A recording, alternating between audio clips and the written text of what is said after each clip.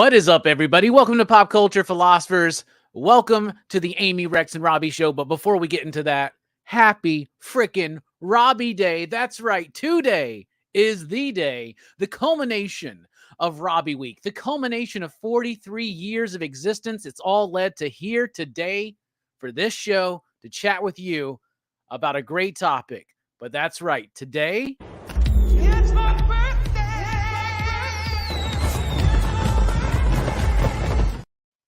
I wish I could keep that going, but then we'd get copyright stricken.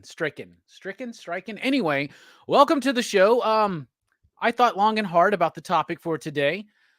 It's Robbie Day. It's my birthday. So I was like, let's find a Robbie appropriate topic. And the best I could come up with is the best Tom Cruise movies. Mostly because we just kicked off Cruise Choice here on the channel. Every year we let the excitable PCP crew choose the movies we cover on Monday nights. But this year, the only stipulation is that it has to be a Tom Cruise movie. We just kicked it off with Days of Thunder. We're going to be continuing it on Monday with Risky Business, but I decided to let you and to let our guests in on the fun. So of course, you can't have the Amy, Rex, and Robbie show without Amy and Rex. So welcome the dynamic duo from Dynamite Entertainment. It is the one and the only awesome Amy and ridiculous Rex. What is up? Happy birthday. Dude, Happy seriously, birthday. it is still Robbie week. It feels like it's been a month. It's been Robbie month. What are you, 5? Okay, come on, dude. I'm 43. Yeah, I know. I'm over it. Dude, your birthday, we said happy birthday to you Monday. It's Friday. No, I'm over it. Robbie week, 7 days, bruh. A whole week. At your age, you know what it means? It means you spent the last 12 months and you didn't die. That's what it means. I know, and that's something to be proud of. So anyway, dude, you should be happy and thankful. Like, I could have easily just had the show be an hour of us talking about the new Superman costume and movie coming up. You know, I know you would have loved that. I would have just walked out, dude. It would have been the Robbie and Amy show at that point. Oh, well. Well, I figured it'd be fun to talk about Tom Cruise because Tom Cruise is an interesting thing. Most of us here at PCP wouldn't necessarily call ourselves fans of Tom Cruise. And one of the things that I used to say is that Tom Cruise is that actor we love to hate, but he winds up in movies that we love, right? And doing this Cruise Choice, I mean, we're very early in on it right now. You know, we just did Days of Thunder, where we got Risky Business coming up. I just rewatched Risky Business the first time since I was a kid. So I didn't even get to watch all of it when I was a kid because I had to like hold my hands over my eyes and turn my head and stuff like that, right? So this was the first time as an adult that I watched Risky Business, and I was really impressed with that movie. And regardless of what people think about Tom Cruise, a lot of people have opinions on Tom Cruise. They're based on things outside of his work, probably. I'm not a huge fan of the Church of Scientology, like at all. You know what I'm saying? But Tom Cruise is in some good movies, and somehow, for some reason, over the years, he's kind of almost become the unofficial actor for PCP. Like, we just keep talking about Tom Cruise movies. I don't know, it just keeps coming up. So I wanted to bring you guys in on the fun. You out there in the chat, thank you so much. I see all the love out there in the chat. I really do appreciate y'all. Philip, Billy. Philip, by the way, yeah, I've never seen Last Samurai. I still have not seen Last Samurai. Billy, I have not seen Oblivion, but that's one of the movies we're covering for Cruise Choice this year, so it'll be my first time watching. Thank you for the birthday wishes, Eric and Rogue and Jay and everybody else out there. I really do appreciate it. 9-Panel Grid says, a few good men, all others are secondary. So let's kick off the show by saying, Amy, Rex, what do y'all think about Tom Cruise? Would you consider yourself a fan? Well, I have to say this. When I read your email, I kind of was like, ugh. I kind of felt like Robbie ran out of time in the morning and has come up with a topic to talk about. Then I started to look on the internet and look at the movies that he's done. And I have to say, I'm somewhat surprised because I thought, 5. I got to put 5 down. And it turned out to be a lot easier than I thought it was going to be. He has made a lot of movies. And I got to give Tom Cruise something else. I remember, Risky Business when it came out. I'm old enough that I watched it when it came out and stuff like that. What I find amazing is that the man has not really aged. he looks pretty much the same as he did back then. A little bit older, a little more mature, but he is kind of ageless. You gotta give him credit there. It just started being noticeable, I feel like, in the last Mission Impossible movie. It just started. And he's in his 60s, right? And now he looks like, oh man, he's hitting his 40s. It's so I got to give him credit where credit is due. I mean, it's just amazing to me, when I start thinking about it. And there were a lot of good movies on the list that I forgot about. Oh, I forgot about this one, like Last Samurai. I left off my list, but that was a good movie. I don't want to say it was necessarily because of him. So I think you brought this point up before. He's just in a lot of good movies. I don't know if the movie was good because of him. Okay, like Last Samurai was a snapshot of Japanese history during that time of industrialization, and that was an interesting look at Japan during that period of time. And what's his name? Watanabe, great actor. There were a lot of great actors in that movie, and he was just, I don't know. It felt like I hate to say it, token white guy. It kind of seemed like Shogun back in the day, not the new one, but the one way back, one of the back in the 80s or whatever, right? Like, yeah, exactly. It's one of those. It could easily be put in one of those white savior categories, right? Like white savior, and But my point is this: it was such a great movie that you could have taken Tom Cruise out of the movie, and it would have been still a good movie. I think maybe they had Tom Cruise there for the quote unquote star effect, the international acceptance type thing. And, obviously he didn't detract from the movie. It was still a really good movie. So, I was surprised at how many movies he's been in that I've really enjoyed. So I give him credit where credit is due. But you're right. It's his personal life and how he conducts it that has kind of, pushed us all to the wayside, with his wacky jumping on the couch interview and all that nonsense. And, not having any relationship with his own daughter, Suri Cruz, for all this time. He's, let's call it what it is. Scientology, they're weirdos. What are you gonna say? Okay, I'll say it. I don't care.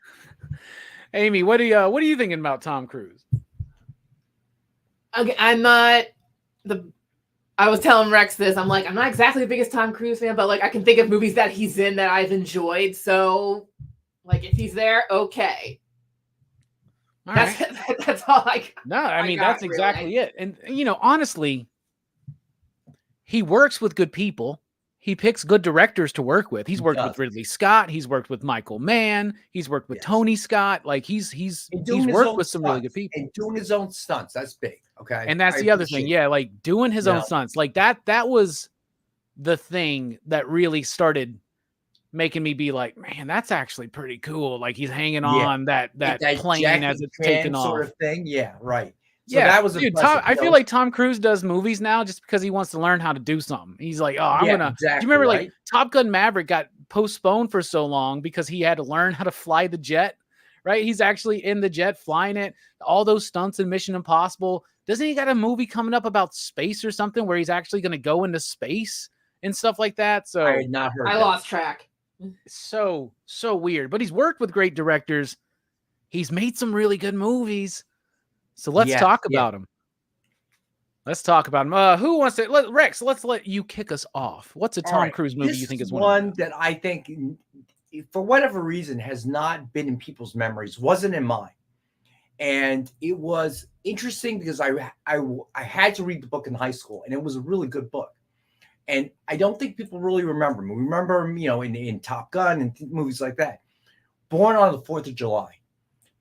That was probably one of his best roles for him personally, because that was a very complex character. If you don't know the movie or you haven't seen it, the book is a kind of an autobiography, a book that's written by a Vietnam vet. And you watch the transition of that one soldier from, coming from a very gung-ho military 50s family to going to Vietnam, losing his legs and then coming back and becoming totally disillusioned. So it was such a great movie because through this microcosm of this one human being, it talked about, I think at the time was the national emotion or the national outlook on the Vietnam War, how it started, how it began to sour, and what people's opinion of the war was towards the end. And it was all told through this one guy. The book was excellent, but I thought he really kind of broke out in that role. All of a sudden, we saw that the man did have range. He wasn't just an action guy or a popcorn movie kind of guy. He could act, okay? And that was, I came away from that movie really looking at him and having that respect for him, like, okay, you're not just the pretty boy on screen anymore. You actually have some acting chops. And that was a really good movie too, by the way. Yeah, I haven't seen that movie since I was a teenager, but I remember watching that movie as a kid. It was one of our video rentals that we would watch, and we watched it a few times because I think my stepfather was a huge fan of it, right? We watched a lot of war movies during that day. I remember being scarred by Platoon and Full Metal Jacket, for instance. But like, there was something about Born on the 4th of July that resonated with me even at an early age, and definitely something I'd like to revisit for sure. Have you ever seen that one, Amy? Born on the 4th of July. I've only heard of it, but hearing it's worth what it's about, I'm willing to give it a shot. Yeah, it's worth a watch. I think he really came into his own. Oh, that's another one. I'm sorry to go out of order, but Interview with the Vampire as well. I forgot about that one. That also I forgot to put on my I've seen a good amount of Interview good with movie, Vampire. Good cast, interesting vampire story. I think that was a brand new kind of twist on it. So sorry, I didn't mean to go out of order like that, but that was another one. You're fine. When I said it, I'm like, oh man, I forgot about this one. I forgot about that one. I remember going to see Interview with the Vampire when it released in theaters, and I remember my babysitter didn't realize how much like sex and nudity would be in the movie, I guess. And like, he was kind of embarrassed, but like, we're like 11 or 12 or 13 or something. We're old enough for that, but I haven't seen that one in a long time either. And that is another one that we are covering for Cruise Choice. So looking forward to revisiting that one. Amy, what's a Tom Cruise movie you got on your list?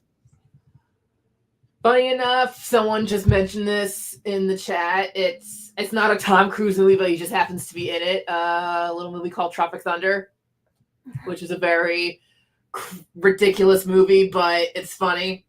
It's just funny, and everyone in it's very funny. Yeah, he plays the producer or whatever, right? Like, Les Grossman, I think is his name. Him and Matthew McConaughey. It's really most of their scenes, and he has the whole crazy scene where he's yelling at the guy through the phone. We're not taking. I'm gonna. He says a bunch of other swear words. Robert Downey Jr. in it?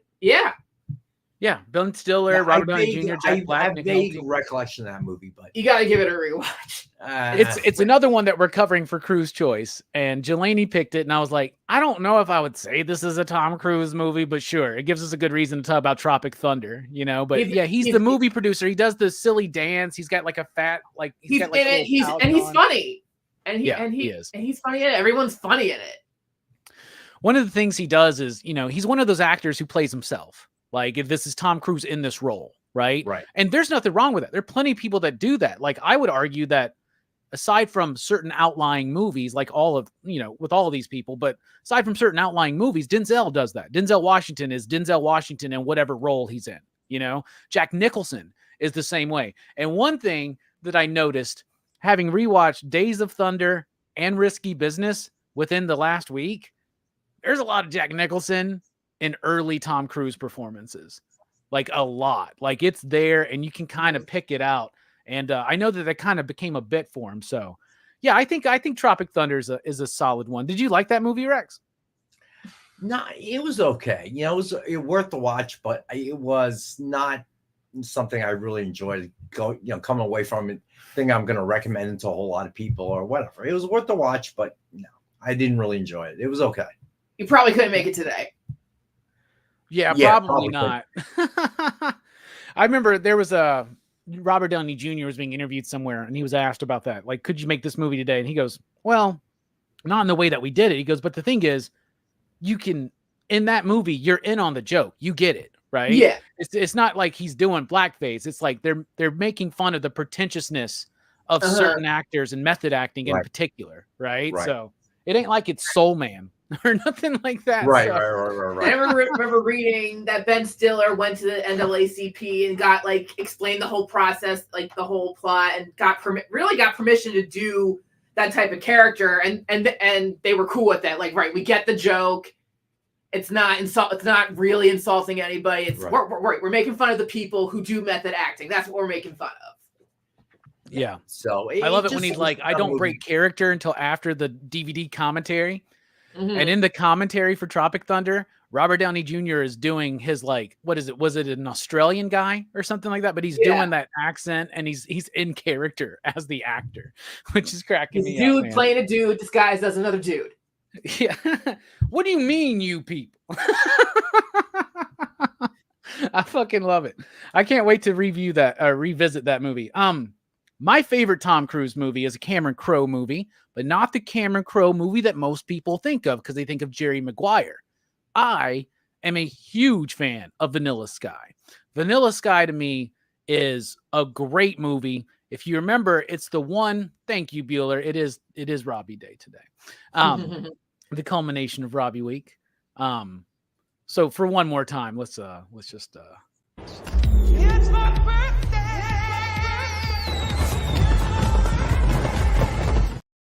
But Vanilla Sky is the movie where he plays this, like, I'm trying to remember. It's been a long time since I've seen it, but he plays this like dude. I don't remember what his job was, but he's kind of well-to-do. He winds up in a car accident with his girlfriend or wife or something. And then his life goes all weird and his partners keep switching. He's got a disfigured face. But the ultimate reveal of the movie, spoilers, is that he's actually in like a cryogenic state because he couldn't deal with the tragedy and aftermath of the accident and the disfiguration of his face. So he put himself in this like lucid state, like while he was like cryogenically frozen until they could fix his face or something. But his subconscious kind of bleeds in. So to him, his life was supposed to pick up. It's kind of like Total Recall in a way, but not as like it's not. I don't know. It's kind of like the same idea, but it's a different way to go about it. Right. But one of my favorite things I loved about that movie was when all this stuff in his subconscious is bleeding in. So many moments in that movie, by the end, they reveal this is a Bob Dylan album cover. This is based on a song lyric. This is based on a movie, like things that, and to me, it was like the things, the art that he enjoyed and made up his life and how that integrates into life. I thought Vanilla Sky was a brilliant film, and it was going to be the one I picked until I remembered Days of Thunder and how much I loved that when I was a kid. But I love Vanilla Sky. You guys got any thoughts on that one? I didn't. It wasn't my kind of movie, so I need to put it on my watch list. Yeah, I gotta say that I did not really enjoy it. Okay. Fair enough. All right, then Rex, what is a Tom Cruise movie you enjoyed? I would say to go back. This is going back, just to his early career. Taps. I thought the role that he played in that movie it really made him stand out. Especially when he's standing in the window, just kind of peppering everybody. That I thought he did a significant job, and I think it really vaulted him, into that realm. So I kind of feel like that was one of his, that was the beginning of Tom Cruise. That Risky Business, which is another favorite of mine. So yeah, that's what I would say.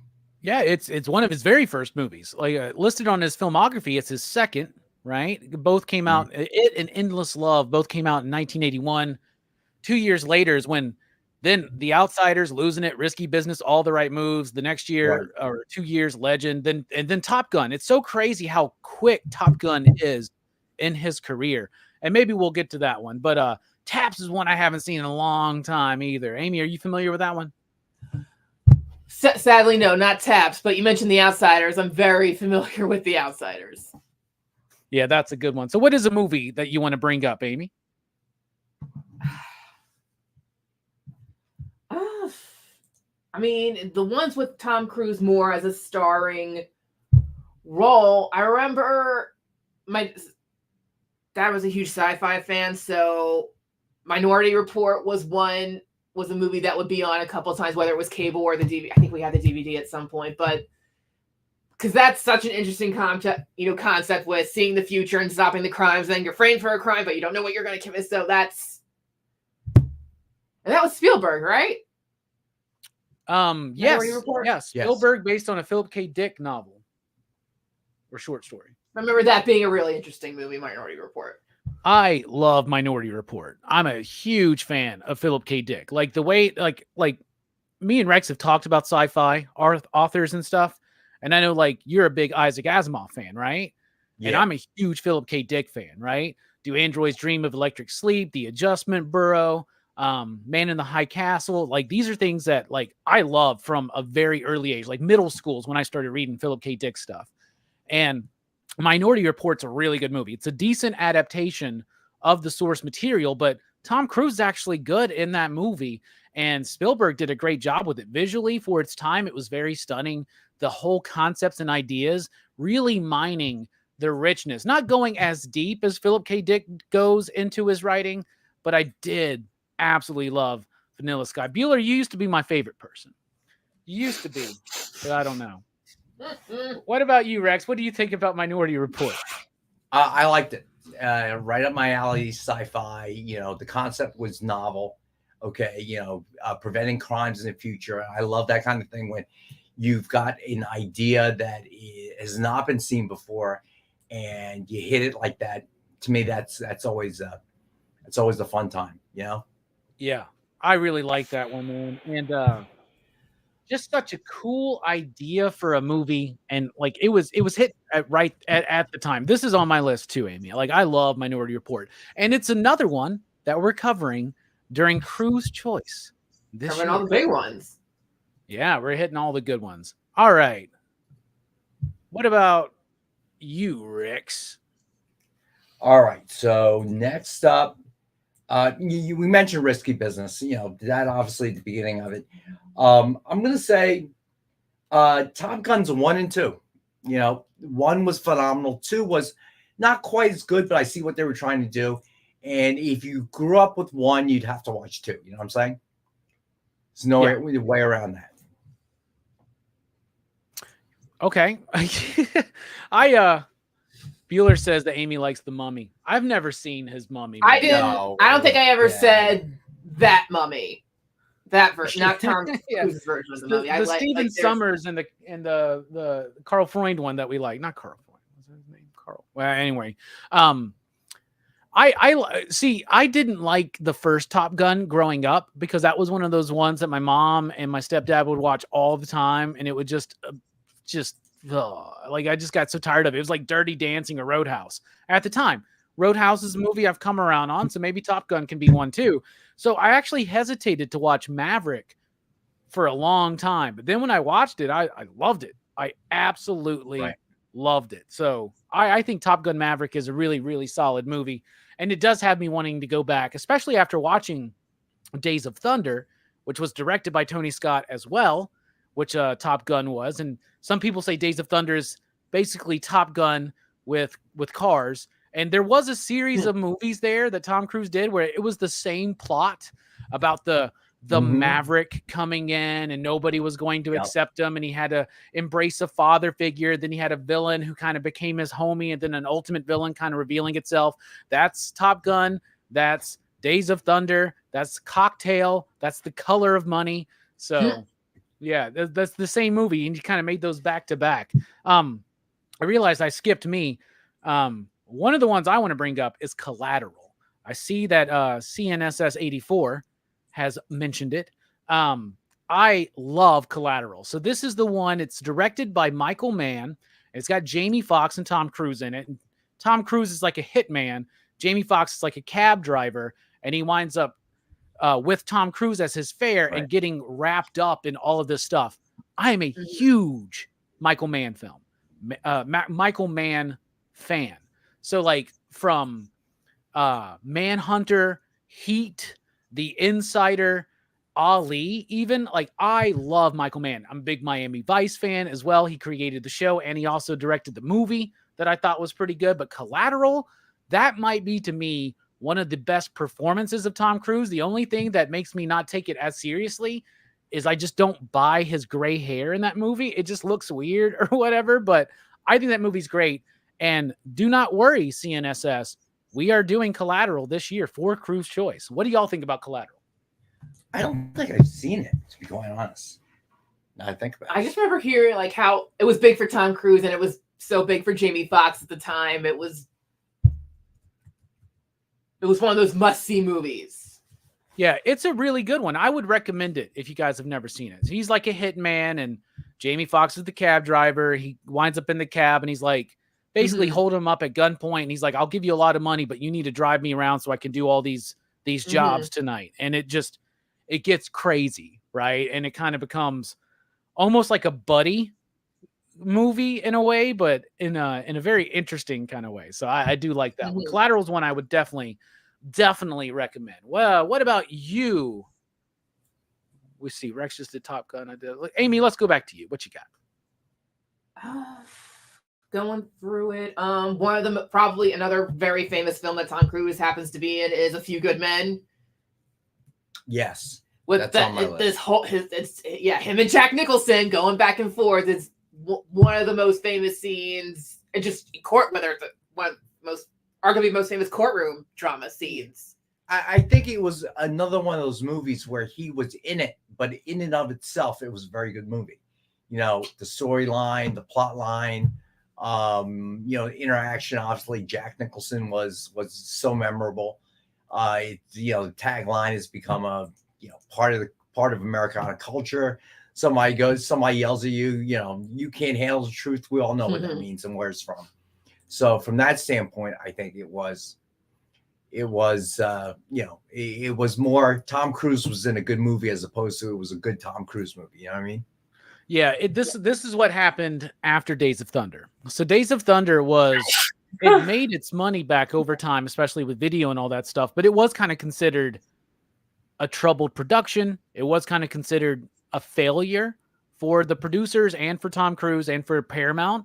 Paramount actually ended their relationship with Don Simpson and Jerry Bruckheimer over the movie. And so they had to go off in another way. And at this point is when Tom Cruise started trying to do more serious films and started trying to get more involved in the film. So right after Days of Thunder, you got Few Good Men, you got The Firm, you got Jerry Maguire, Interview with the Vampire, and then of course he's producing, and then he kicks off the Mission Impossible franchise, which is one of those things that who would have ever thought Mission Impossible would still be going 20 something years later, right? But it is.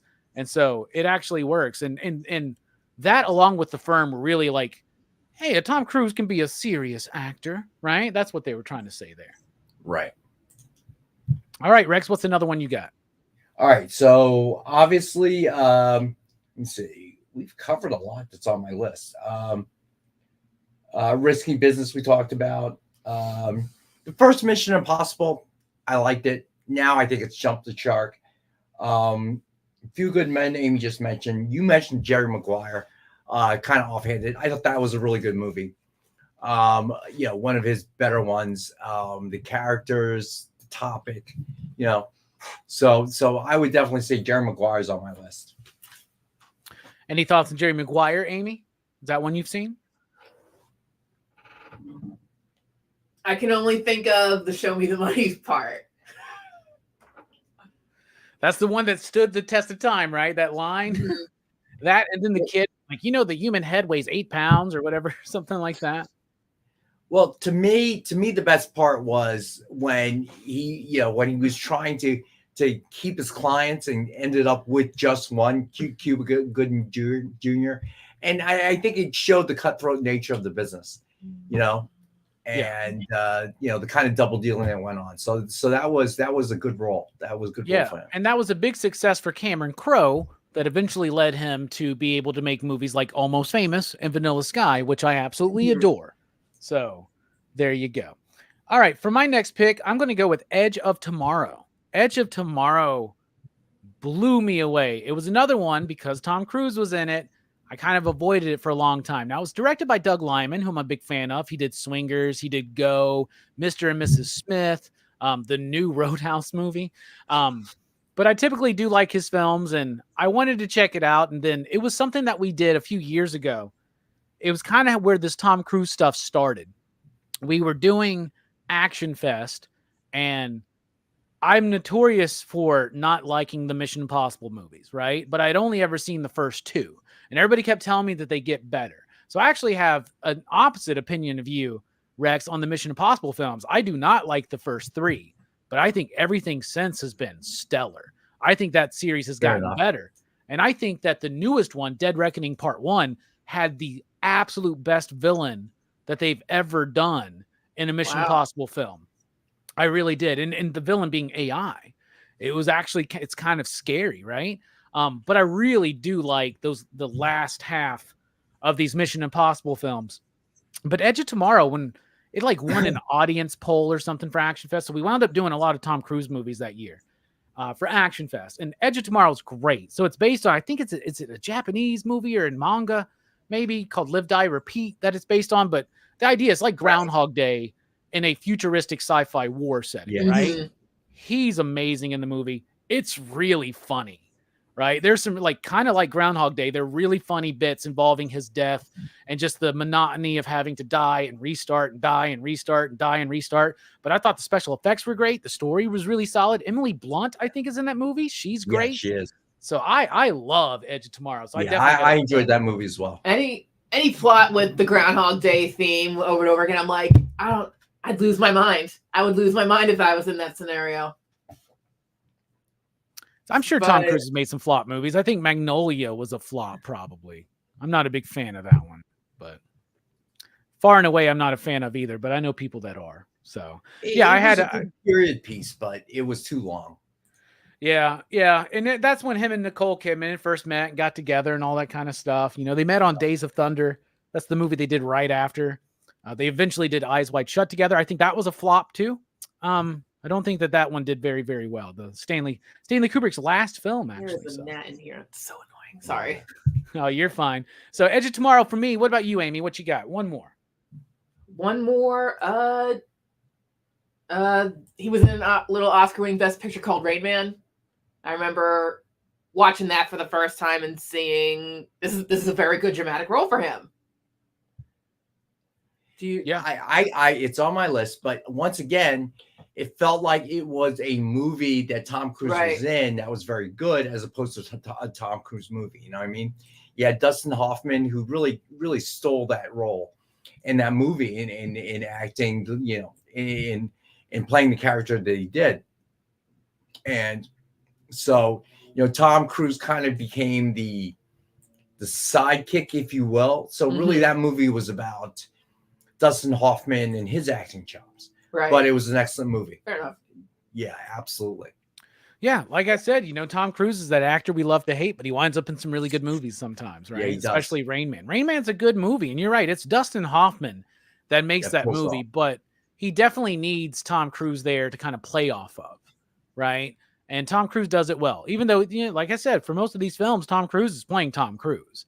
He's not really stretching those acting chops too much, you know? Right. So, all right, Rex, what's your final one you want to mention? I think we have covered everything on my list, believe it or not. Yeah, we have. I mean, you know, I once again, I got to say that he's think what you will about him, you know, and, you know, during different phases of his career, I think people thought different things about him. But, you know, yeah, Marcus, we talked about that one earlier. Given his longevity, and, you know, he makes movies we can criticize, but he's never really made horrible films. You know what I mean? And he has played a lot of different roles, you know, a range of roles. So I got to give him credit. You know, you got to look at him as being kind of like the Cary Grant of his era, if you will. You know what I mean? Yeah, that's a good comparison. He's been around so long and has had so many different phases that it's got to be, you got to give him credit. So that's what I would say. You know, there's one thing Tom Cruise hasn't done. It's got to bother him. Win a Best Actor at the Academy Awards, right?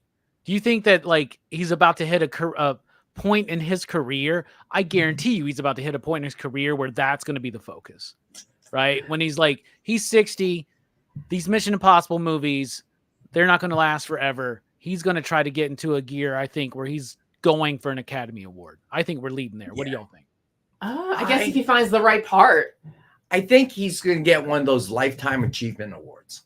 You know, I really think That's a that he's good not. point. He's not. You know, you never know, right? The right role comes in, people love it, but I really don't think that the industry is taking him in that light. You know what I mean? So I think that he kind of has one step kind of blocking him from achieving that goal. It would have to be a phenomenal role. You know, I think that probably his best chance was things like Rain Man, things like Born on the 4th of July. Mhm. And I don't know he's going to get those roles in. Call me crazy. What was he nominated for Born 4th of July? I don't know. He has to have been nominated before. I think he was even nominated for Magnolia, if I remember right. Let me see. I just don't see any more of those types of roles coming into his lap, if you know what I mean.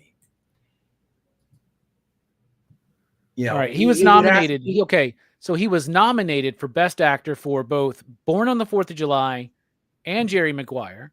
He was nominated for Best Supporting Actor in Magnolia, and he got a nomination for Top Gun Maverick because he was a producer, so that was a Best Picture nomination that he got. Right. So I don't know. I just feel like more realistic, a Lifetime Achievement Award is in his future. He did win a Golden Globe for Born on the 4th of July. Yeah. And he won a Golden Globe for Magnolia and for Jerry Maguire. Yeah, it doesn't count. Yeah, the Golden Globes don't count, do they? Yeah, you know, in his eyes, you know, in the industry's eyes, it's really, you know, they use that as a precursor, a predictor of who's gonna, you know, who's got a good shot at the Academy. He seems like he seems like an ambitious, competitive person. So I'm just pretty certain that he's going to hit that phase in his career soon. Yeah, where he realizes sure he can't hang off a building in Dubai anymore. You know what I'm saying? So he's going to try to do another thing to get people talking about him. The last one I want to mention is a sequel of sorts, a follow-up to The Hustler, Color of Money. Martin Scorsese film, Paul Newman reprising his role from The Hustler. Things have flipped. Now Tom Cruise is the young upstart. A lot of people could take that plot and compare it to things like Top Gun or Days of Thunder or even Cocktail. But I do like that movie. It's got this nice, sleek, cool factor to it, and it's Scorsese firing on all cylinders. I think the 80s were like top notch for Scorsese. So Color of Money is definitely one I wanted to bring up. What do y'all think about that one? I remember whenever my mom and I talk about the movie, whenever we would talk about it, I think it was like, was that the one Paul Newman finally won for? And she's like, oh, she should have won for something else. Yeah, I think so. Let me double check on that. So yeah, that's the conversation that comes up when I think of that movie. No offense to Tom Cruise, but I remember people saying like it was nice that Paul Newman finally got an Academy Award, but he should have won it for something else. Yeah, Paul Newman won Best Actor for that one for sure. Again, that to me is a really good movie that Tom Cruise was in. You know, it was really Paul Newman, and you know, so again, that's kind of the way I look at that one. Yeah. I do like it though. I think he's good in the movie. I think he's solid. Now, what's the one Paul Newman probably should have won for? Like what? Cool Hand Luke or HUD or something like that maybe.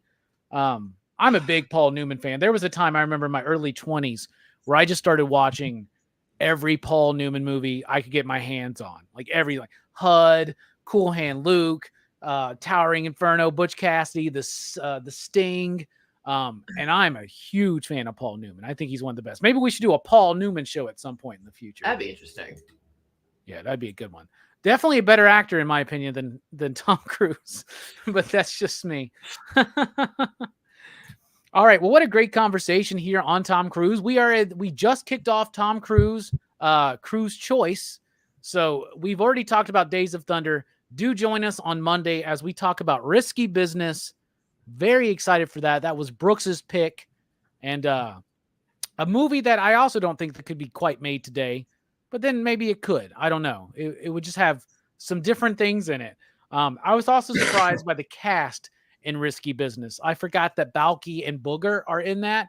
Booger from Revenge of the Nerds, Balky from Perfect Strangers. Yes, they have actual names, but they will always be Balky and Booger to me. Rex, Amy, thank you all so much for joining us. What you got coming up? Original art tonight. Tonight is Nick's birthday bash show. Yeah, he's got a lot of art with some very special discounts. I have at least one giveaway, commission cover art, some really nice stuff in frames that he wants to show off. So it's gonna be a big show. So don't miss it. So you and I will be back Monday for our normal Comic Collectables show. What do you got coming up this weekend? Well, this weekend we're doing Rockin Robbie Live. I'll be showing off all the awesome presents I've been getting for my birthday. For Robbie Week. We'll be post Robbie Week, but we'll still be talking about it. And then Monday, we're continuing Cruise Choice with Risky Business. You do not want to miss that conversation. It's going to be great. So anyway, thank you out there in the chat. If you're watching along, I really appreciate you being here live. If you're watching along, though, on the replay, let us know in the comments down below. What are some of your favorite Tom Cruise movies? What do you think about the conversation? And we'll catch you next time.